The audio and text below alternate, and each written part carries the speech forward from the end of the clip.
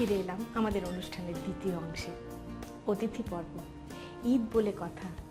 ঈদের এই অনুষ্ঠানে আমরা আজকে যাকে পেয়েছি, খুব উদ্গ্রীব হয়ে আছেন না আপনারা? বাংলাদেশে গানের রাজ্যে যিনি কিংবদন্তি, ফেরদৌসী রহমান। ফেরদৌসী খান, আপনাকে সালাম দিই। আমার অনেক অনেক শুভেচ্ছা, আপনি আমাদের অনুষ্ঠানে আজকে এসেছেন। আমিও তোমাকে অনেক শুভেচ্ছা জানাচ্ছি। আর দেখে শ্রোতা দর্শকবৃন্দ কিভাবে আমাকে ইন্ট্রোডিউস করলো, এত কিন্তু আমার প্রাপ্য নয়, তারপরে ওকে আমি অনেক ধন্যবাদ জানাচ্ছি। প্রিয় দর্শক, তো আজকে আমরা বিশেষ পরিচয় ফেরদৌসী আপাকে পাবো, সেটা হচ্ছে উনি আমাদের জন্য রান্না করবেন। ফেরদৌসী আপা, আপনি আমাদের জন্য কি রান্না করবেন?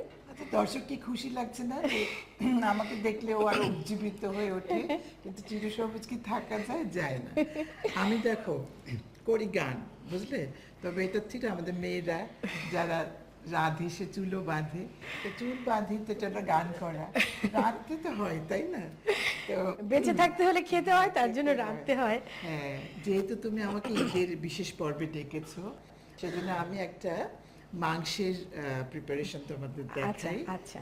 জানি না কেমন লাগে, তবে চেষ্টা করে দেখি। তো কি নাম সেটা? এটা আমি বলি তোমাকে, গরুর মাংসের আচার। আচ্ছা আচ্ছা, এটা আচারের মাংস নয়, কিন্তু আচার।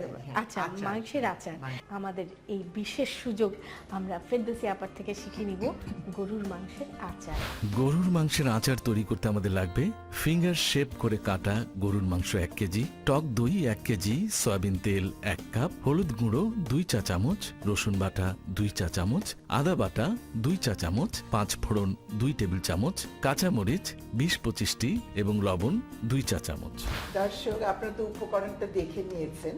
এখন আমি এখানে প্রথমে মাংসটা দেখাচ্ছি। মাংসটা কাটা হয়েছে কিভাবে দেখুন, এই যে একটু লম্বা করে, হ্যাঁ, ফ্রেঞ্চ ফ্রাইয়ের মতো একদম ফিঙ্গার শেপ করে। পুরো 1 কেজি মাংস এটা আমি নিলাম এখানে। হাত কিন্তু ধুয়ে নিয়েছি ট্রিক্স দিয়ে।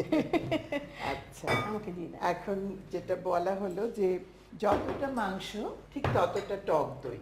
হ্যাঁ, টক দই দিয়ে দিলাম আমি 1 কেজি টক দই। হ্যাঁ, মাংস মানে রান্নার ধারাটা কি যতটা মাংস ততটাই দই হতে হবে? দই 5 কেজি নিলে কি সেরকম 5 কেজি 5 দই? কেজি দই। আচ্ছা, আর তেল হচ্ছে কোয়ার্টার। আচ্ছা। তার মানে এখন আমরা যেহেতু 1 কেজি মাংস নিয়েছি, নিয়েছি, 1 পোয়া তেল। আমরা 1 পোয়া তেল দেব। আচ্ছা আচ্ছা, তেলটা মিলিয়ে দিলাম। এটা অন্য সময় হলে হয়তো জ্বালিও নেই, কিন্তু না, দরকার হয় না। আচ্ছা আচ্ছা, এটা ভালো হলে এই।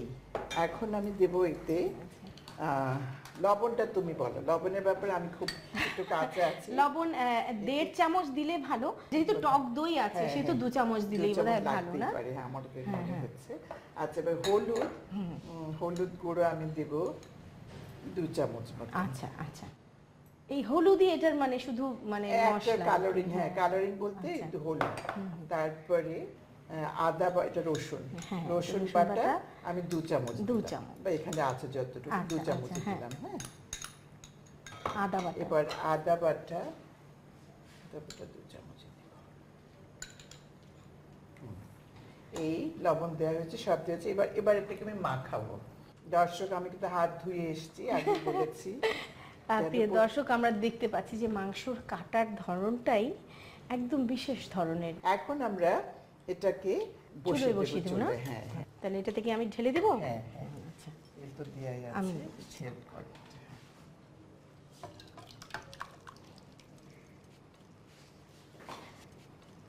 প্রথমে হাই হিটে যতক্ষণ বলক না উঠে ততক্ষণ হাই হিটে থাকো। তারপর যখন বলক উঠে যাবে তখন আমরা এটাকে ঢাকা দেব।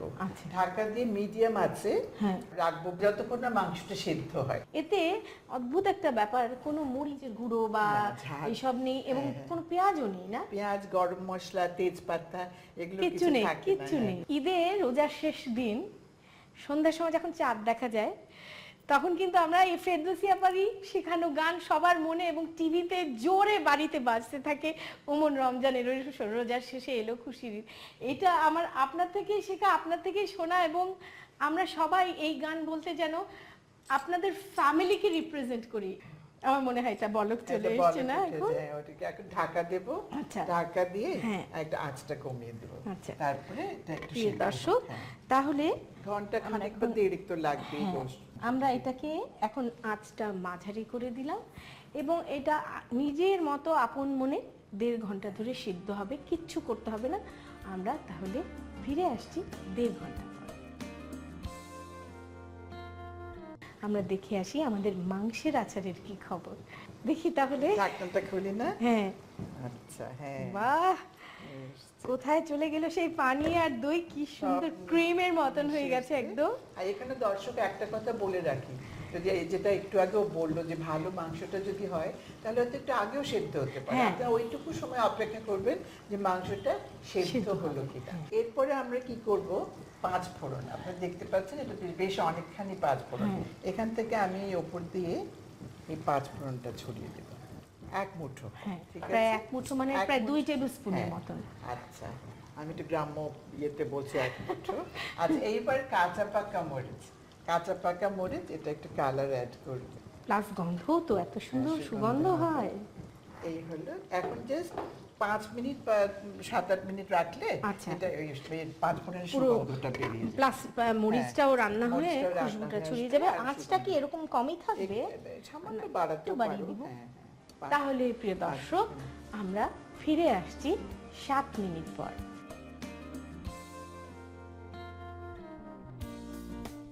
এখন আমাদের ফিনিশিং আমরা দেখব। হয়ে গেছে আমাদের সময়, না? হ্যাঁ, আমার মনে হচ্ছে। খুলে দেখুন। হ্যাঁ, তো পানিটা বেরিয়েছে বাহ। এর থেকে। আমি ঢেলে দিব। দাও প্লিজ। আচ্ছা, চুলাটা অফ করে দিলাম।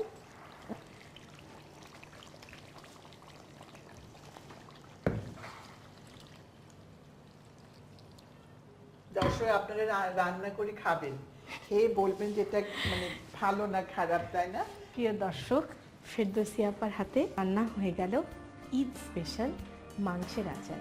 প্রথমে একটি পাত্রে গরুর মাংস, টক দই, সয়াবিন তেল, লবণ, হলুদ গুঁড়ো, রসুন বাটা ও আদা বাটা দিয়ে ভালো করে মেখে নিন। এবার একটি প্যানে ঢেলে জাল দিতে থাকুন। কিছুক্ষণ পর ঢাকনা দিয়ে ঢেকে 1.5 ঘন্টা জাল দিন। এরপর এতে 5 ফোড়ন ও কাঁচা মরিচ দিয়ে পুনরায় ঢাকনা দিয়ে ঢেকে 7 মিনিট জাল দিন। সবশেষে পাত্রে তুলে পরিবেশন করুন গরুর মাংসের আচার। রান্না বান্না তো হয়ে গেল, এবারে চেখে দেখার পালা। ফেরদৌসী আপা, আপনি আসার আগে আমি চিংড়ির কোফতা পোলাও রান্না করেছি, তো একটু টেস্ট করে দেখবেন। একদম সামান্য যে ভাই। আর আপনি নিজেও একটু পরখ করে দেখেন। আচ্ছা, একদম আচারের মতন। খেতে ভালো হলো। এবার তুমি আমি নাও, একটু তুমি দেখবো। নাও। হ্যাঁ, তুমি খেয়ে বলবে কেমন হলো।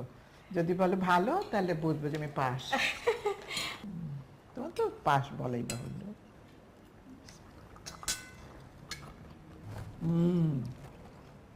খুবই মজা, প্রিয় দর্শক, খুবই মজা। এই মাংসের আচার কি যে অপূর্ব একটা সৃষ্টি।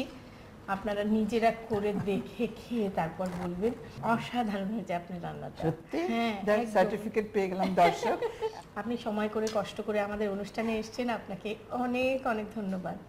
তোমাকেও ধন্যবাদ জানাচ্ছি আমাকে ডাকবার জন্য। আর ধন্যবাদ জানাচ্ছি সব কলা কুশলীরা যারা এখানে আমাদের সঙ্গে আছেন। আর দেশ টিভিকেও অসংখ্য ধন্যবাদ জানাচ্ছি। প্রিয় দর্শক, তাহলে দেখলেন তো ঈদ স্পেশাল রান্না চিংড়ির কোফতা পোলাও আর গরুর মাংসের আচার। 1 মাস ত্যাগ তিতিক্ষা, অনেক কষ্ট করে আপনারা রোজা রেখেছেন, অনেক ইবাদত করেছেন। আসছে খুশির ঈদ, সবাই আনন্দ করুক, রান্না করুক, খান, এই কামনা করে শেষ করছি আজকের অনুষ্ঠান।